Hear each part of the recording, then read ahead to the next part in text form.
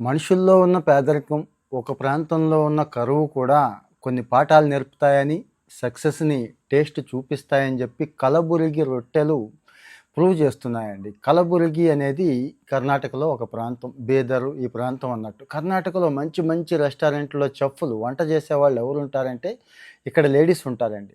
కానీ అత్యంత పేదరికంతో కూడిన ప్రాంతం. ఎందుకంటే అక్కడ వర్షమే పడదు. వర్షం పడని చోట ఏం పండుతాయి? మీకు తెలుసు కదా, మన చిరుధాన్యాలు, సజ్జలు, జొన్నలు ఇవే పండుతాయి. ఇదే వాళ్ళు అవకాశంగా తీసుకున్నారండి. అంటే మొదట్లో అవకాశంగా తీసుకోలేదు. మొదట్లో పేదరికమే, పాపం ఆ రొట్టెలు అవి తయారు చేసుకొని అమ్ముకుంటూ ఉండేవాళ్ళు.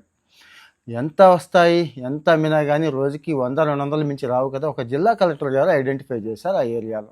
ఒక అమ్మాయిని పిలిచి అడిగితే ఇంత సంపాదిస్తున్నాను అని చెప్పింది. అరే, వీళ్ళందరినీ కూడా ఒక యూనియన్గా చేసి, అంటే ఆ రొట్టెలు ఎంత టేస్ట్ ఉంటాయంటే నోట్లో వేసుకుంటే అలా కరిగిపోతాయా అన్నట్టుంటాయండి. వీళ్ళ ప్రత్యేకత ఏంటంటే, జనరల్గా మనం ఇంట్లో చేసుకుంటే సాయంత్రానికో రేపు పొద్దునకో పాడైపోతాయి కదా.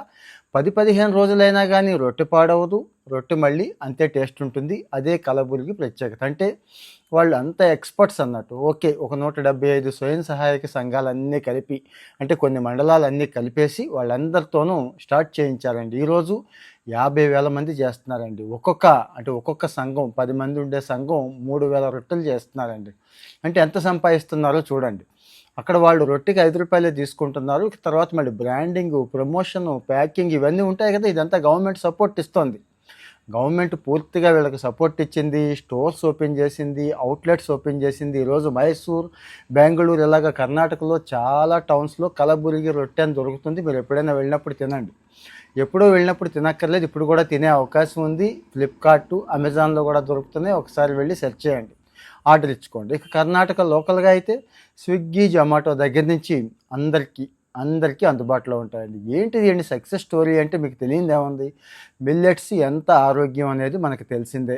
మిల్లెట్స్ ఒంట్లో ఉన్న చాలా దరిద్రాలని పోగొట్టుద్దని, అనవసరమైన పొట్ట రాకుండా, అనవసరమైన ఒళ్ళు రాకుండా చేస్తుందని, ఇక ఒంటికి ఎంతైతే అవసరమో విటమిన్స్, ప్రోటీన్స్ అన్నీ కూడా రిచ్ ఫైబర్ ఇస్తోంది అని మళ్ళీ నేను చెప్పక్కర్లేదు. అవన్నీ తెలిసినవే కదా. అదే సక్సెస్ అయిందండి.